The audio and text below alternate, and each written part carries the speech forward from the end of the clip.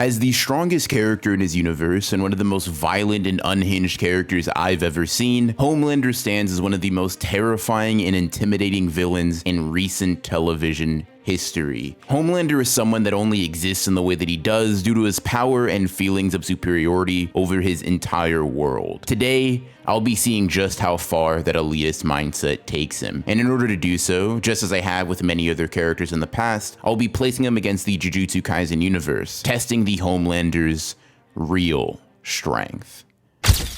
As I do with every cross-verse battle like this, I'll start by establishing the base stats of both camps, namely Homelander. Now, Homelander, much like Gojo and Sukuna, gets the benefit of having all scaling that exists within his universe applied to him as the strongest, so things can remain relatively simple. In regards to his strength and durability, Homelander should at least be able to withstand building level attacks, as he is established to be stronger than Soldier Boy, who was calced with his last explosion at the end of Season 3 to be able to generate at least that much power. Scaling to this explosion will be pretty consistent with Homelander's abilities as well, as Queen Maeve was able to survive the effects of it without dying, and it's implied or outright stated numerous times in the story that Homelander could kill her at any point with relative ease. When looking at what Homelander has actually done in the mainline TV show, this is probably as high as his strength and durability scaling go, for the simple fact that Soldier Boy and Queen Maeve at this point are the closest things to rivals that Homelander can find, and in their own ways had the ability to match blows with him or outright deal damage to the character. When looking for statements or outside material, however, we come across a feat from The Boys Diabolical, an animated spin-off of the show that has a few canon episodes to the main story, and in the episode 1 + 1 = 2, Homelander is able to survive the heat and concussive force of a chemical plant blowing up directly in his face with minimal damage. Due to the size of the explosion in the chemical plant itself, this feat was calculated to require city block levels of durability on Homelander's part to survive, which is a definitive upscale from his previously established durability and strength. This would basically be the limit of his power unless you look at a statement made by Madeline in which he says that every weapon on the planet is incapable of harming him, which would logically include weapons of mass destruction like nuclear bombs. If this were the case, this would mean that Homelander is capable of withstanding attacks that could level an entire city, which is significantly more impressive than anything he's actually shown on screen. The validity of this statement is rather ambiguous though, as it's only stated at one point in the story by a character who would have much reason to embellish or outright lie about the power of someone that they consider to be their personal weapon. Leaving this as a potential high-end skill for Homelander though, it would mean that he can take nukes to the face without worrying for his life. I want to make clear that this doesn't mean that his attacking power is in the same ballpark, and that would probably more closely align to a city block or even building levels of durability shown more explicitly in the show. In regards to speed, we know that Homelander can pretty regularly fly at speeds exceeding that of sound, as this was recorded when he was searching for Translucent in Season 1. This level of casual speed is in line with him being superior to A-Train, whose top recorded speed is when he races against Shockwave, in which he just barely surpasses Mach 1. Being faster than A-Train isn't all that impressive though, as despite being shown to dodge light-like attacks in the show, the surrounding context of this feat explicitly demands that they be slower than legitimate light. A-Train being capable of dodging Starlight's attacks only serves to downplay the speed of the beams, because we know pretty definitively that A-Train, even when at peak performance, doesn't have feats or statements that would justify him scaling to light, much less the near-death version of the character that performs this feat. That being said, Homelander does seem to be able to greatly surpass his Mach 1.5 speed feat, as he was able to move fast enough to outspeed the explosives Butcher had planted, which places him anywhere from Mach 10 to Mach 18. His travel speed specifically can be pushed above Mach 30 if you take his statement about going to space as anything more than him puffing out his chest in very Homelander-like fashion. It would require speeds 30 times faster than that of sound to reach escape velocity, which is why this statement, if true, would mean that Homelander is capable of at least flying this fast. While not outside the realm of possibility, Mach 30 would certainly be the extent of Homelander's speed based on everything we've seen and been told about him in the Boys universe. The main issue with Homelander's speed though is that in most instances it's shown to be his travel ability rather than his capacity to react to or throw attacks. In fact, we see pretty regularly that Homelander is not a very good close quarter combatant and relies oftentimes on his superior durability, strength, or heat vision. While he might be fast enough to escape orbit through flight, and that itself is ambiguous, it doesn't necessitate that he can actually combat characters with that level of speed. To keep things simple and in Homelander's favor though, we'll just argue that the speed he was able to react to the bombs at, which was anywhere from Mach 10 to Mach 18, would basically be his reaction speed and combat speed in general. This just leaves us to talk about Homelander's basic abilities, but I mean, if you know anything about Superman or just watch The Boys, his powers are pretty self-explanatory. He has your standard superhuman stats that we just went over: super hearing, x-ray vision, a heightened sense of smell, flight, and heat vision. Nothing super complex by any means. And with Homelander being sufficiently scaled, we can now look at the Jujutsu Kaisen universe to see how they stack up against the strongest soup in The Boys.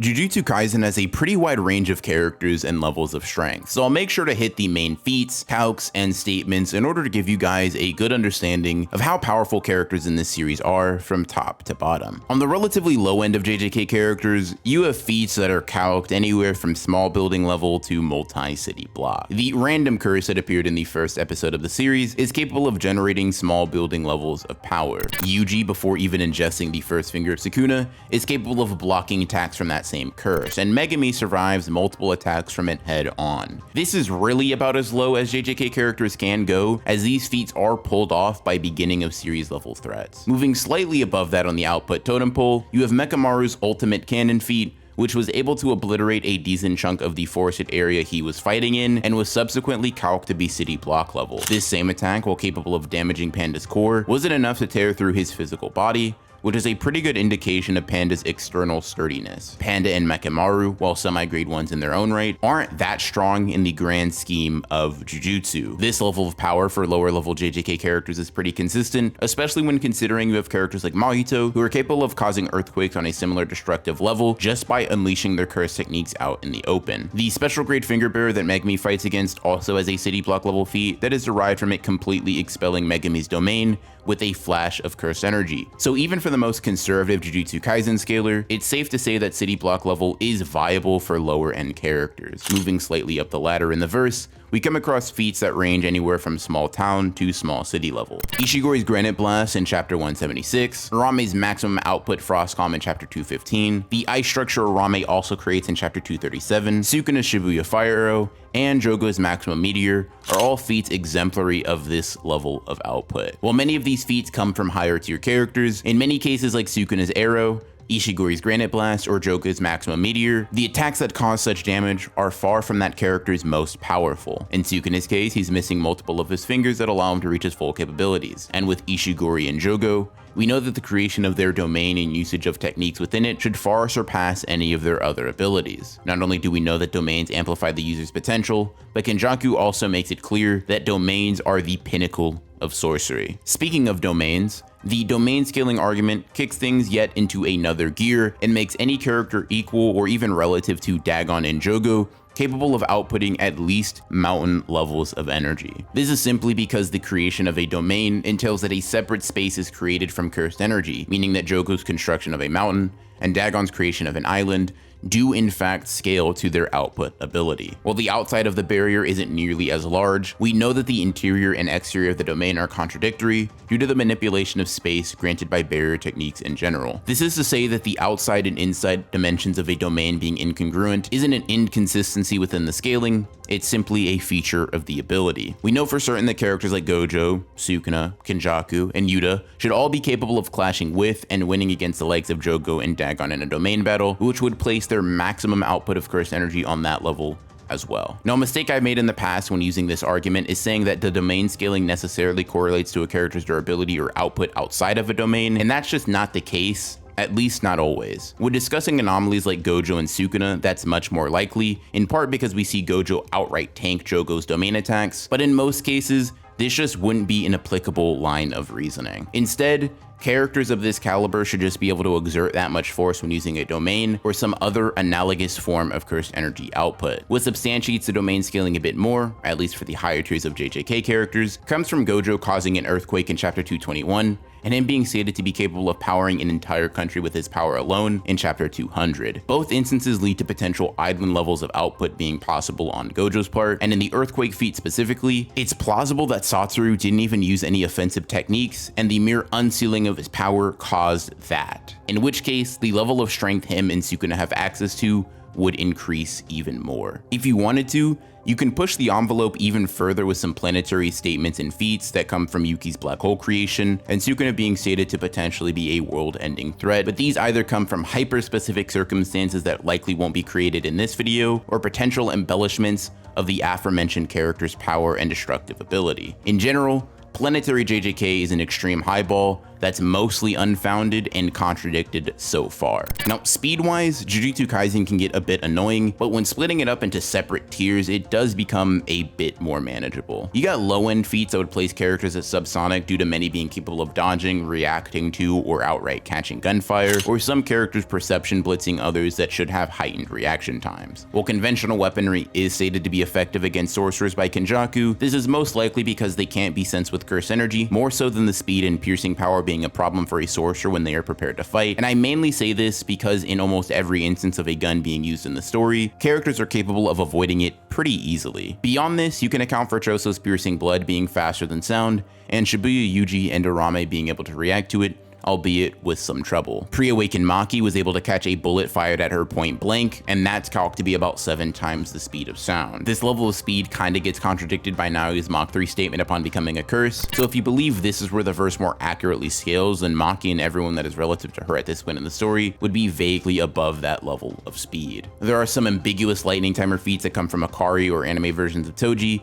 but they are pretty contentious in and of themselves and probably exist to be more of a highball than a super consistent scale for the verse. Just like I did with the boys, I'm gonna nip some light speed scaling in the bud for Jujutsu Kaisen right now. Well, yes, Mythic Beast Amber Kashimo is capable of firing off attacks that are electromagnetic in nature, which would make them at least relativistic. The nature of Sukuna avoiding that attack is far too ambiguous to properly determine if it was a purely speed-based feat or him simply aim dodging. The attack charges in front of Sukuna's face in one panel with Sukuna noticing this, and in the next, the attack is fired and Sukuna avoids it. But aim dodging doesn't necessitate relative speed, especially when in that same fight, a sonic-based attack is able to hit him. And if he were relativistic in speed at this point, an attack moving at the speed of sound would move in literal slow motion from his perspective. This is not to say that Sukuna, as a matter of fact, had to aim dodge Kashimo's attack, rather that the feat is too ambiguous to decide whether or not he was able to dodge it purely based on his own reactive speed. What's more consistent for high-end characters and is more concrete is them basically being able to blitz piercing blood and make the speed of sound look really slow, which would require speeds anywhere from 8 to 24 times the speed of sound in Sukuna's case because of how extreme his movements are relative to the attack. As Jujutsu Kaisen speed scaling always is, there's definitely a bit of confusion that can be found when trying to compare different interpretations of feats and statements made by characters within the series, but just as I always do in videos like this, I'll be going over the large range when comparing these two camps. I'll also bring up specific curse techniques and abilities based on individual context,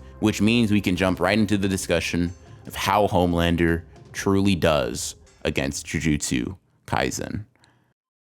I don't know how to say this without sounding like a biased hater, so I won't try. If Homelander steps foot in the Jujutsu Kaisen universe, he's getting absolutely cooked by a pretty large portion of the main cast. From a stat perspective, Homelander actually does have the advantage over a decent bit of JJK characters, especially the lower tiers, but he honestly gets outclassed strength-wise pretty early on. The best durability feat Homelander has, you know, the one where the chemical plant blows up in his face. Yeah, well, Ishigori's first on-screen granite blast would literally turn him into ash. That same attack that Ishigori can casually spam is the attack that would take Homelander off the map like it's nothing, at least if you're abiding by his demonstrated feats rather than ambiguous statements, which we will talk about, but first let's talk about what Homelander's actually shown. Now, to give him his credit, Homelander would basically be able to physically overpower characters up until he reaches that special grade, high grade 1 level of character, and then he just gets smacked up with no difficulty, and that's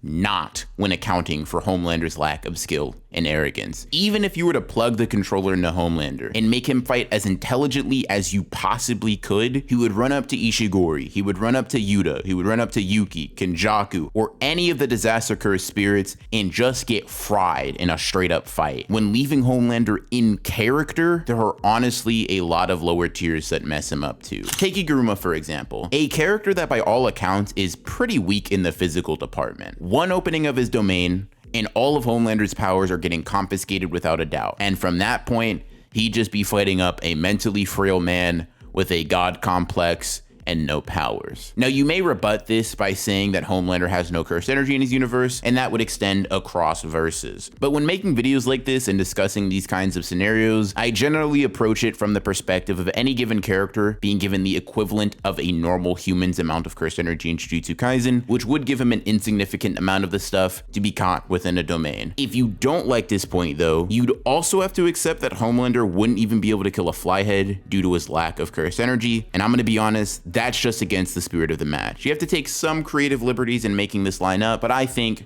just having the characters and their powers interact as they should makes the most sense. Now, even aside from Higuruma's domain, most completed domain expansions just put Homelander through hell. Gojo and Sukuna's domains have obvious results. Yuta's hitting him with all kinds of techniques that he just isn't equipped to counter. Yorozu is erasing him from existence with Perfect Sphere. Kenjaku's crushing him with gravity. Jogo is melting him. Dagon is making him get eaten by fish. And Mahito will irreparably transfigure his soul. Even Megami's incomplete domain has the win con of sinking him into an abyss of endless shadows due to Homelander being incapable of applying cursed energy to his feet. And when acknowledging that Homelander's best attack potency feats are anywhere between building to city block level, well, even low tiers can stand to take attacks from him without being in danger. Keep in mind, Episode 1, Yuji and Megami were getting smacked by a curse with strength feats comparable to Homelander's best. Even without domains, Yuji, Yuta, Maki, Toji, Gojo, Megami, Sukuna, Kashimo, Ishigori, Yuki, Kenjaku, Geto, and several other characters just put the mitts on Homelander to no end. Even with the noted speed difference, it doesn't matter for many of these matchups because his attack potency just sucks. Even if you highball his punches and lasers to city block level, those same attacks would just get tanked by Panda. So you can imagine how little they'd hurt characters with real solid durability feats. And conversely, the Jujutsu Kaisen characters would not have any trouble hurting Homelander for the most part. Now, this level of embarrassment occurs even when Homelander is 1v1ing a lot of these characters, and I'm sure you can imagine this gap growing exponentially wider with Jujutsu Kaisen being put into effect. Now, if you were to argue that Homelander really is more durable than a nuke, then he'd still get his ass kicked, just by less people. Basically, anyone on Dagon's level and above with a domain would absolutely fry him due to the aforementioned domain scaling. Now, a really funny fact popped into my head as I was talking about Homelander getting tossed and turned like a salad, and that's the fact that he just really sucks at fighting when you look at him. Like, you could take Homelander and almost any character in JJK, make it equal stats, and he loses. I'm talking Haruta, I'm talking Nobara, I'm talking Ino, Charles, Awasaka, Haba even, all because he is that unskilled and pretty basic in his moveset and fighting style. Now, this aside doesn't impact the actual outcome of the main topic in this video, but I thought you guys would all get the same kick out of that realization as I did. In any case, even if you highball Homelander's durability and his speed to the highest extent possible, and you place him up against Jujutsu Kaisen's strongest respectively while downplaying them, he still gets absolutely cooked. Gojo doesn't even need Infinity to assist him in the fight, as his physical stats would allow him to bully him up close. And Homelander might just have a mental breakdown trying to figure out why invisible slashes keep tearing him apart if he were to go up against Sukuna. If you couldn't tell already, Homelander just does not stack up to the Jujutsu Kaisen universe in any way, shape, or form, even when running the ones with the characters. And if this were to be a team deathmatch style fight, as this video is framed, that ass whooping just gets worse. If you enjoyed the video and want to see more power scaling content, make sure to subscribe, hit the bell, and check out these videos where I put other characters from other universes up against Jujutsu Kaisen to see how they run the gauntlet. I hope you enjoyed the video, and as always, I'll see you in the next one.